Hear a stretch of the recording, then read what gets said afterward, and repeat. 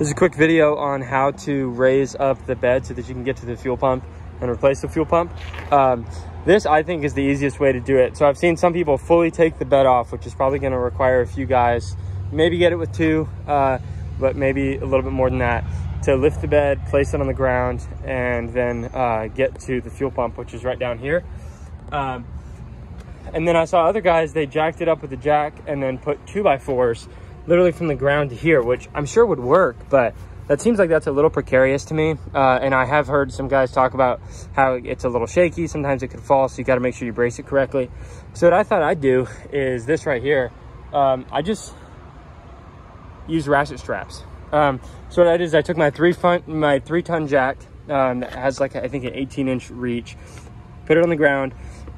I hit right there, which you might want to, you could find a different spot to lift it up, because it bent the metal a little bit, but I don't care because my truck has so many little dings and dents in it. It didn't bother me, but I'm assuming yours, you know, could be in better shape. So you may want to, once you get all the bolts undone, you may want to have someone else lift it.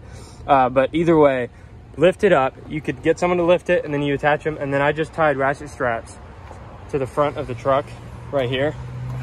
And that made it so it holds it up, and they're not going to come loose. They're not going to fall. It's pretty good. So I'd recommend it. It worked out great. It gave me the clearance I needed. I've seen some other guys who will put the 2x4s in. They really didn't get enough clearance to install the new fuel pump, and it caused some problems. It made it just a little bit difficult.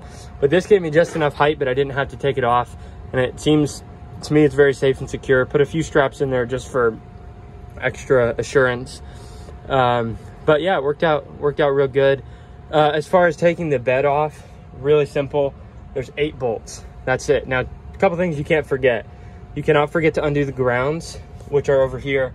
I didn't see any grounds on the front side, but double check that. There's some grounds near the lights on the back. You want to make sure you undo the grounds, otherwise those wires are just going to rip when you try to lift it. There's one like right down there, and then the other side over here. And then also, you've got to make sure that you disconnect this. There's 3 7mm little bolts that go in there. Make sure you disconnect that, or else you're going to rip your gas cap unit out as you're lifting it. But other than that, literally it's here, there, opposite side, and then here and here, and then the opposite side. So there's literally 8 bolts, and that's how you get the bed off on this truck. So like I said, hopefully this is helpful to someone. I've got another video on the electrical information with wiring this up. Check that out, because I think that might be helpful for you to see. This was a little confusing at first, but once you realize and understand it, it's not that big of a deal.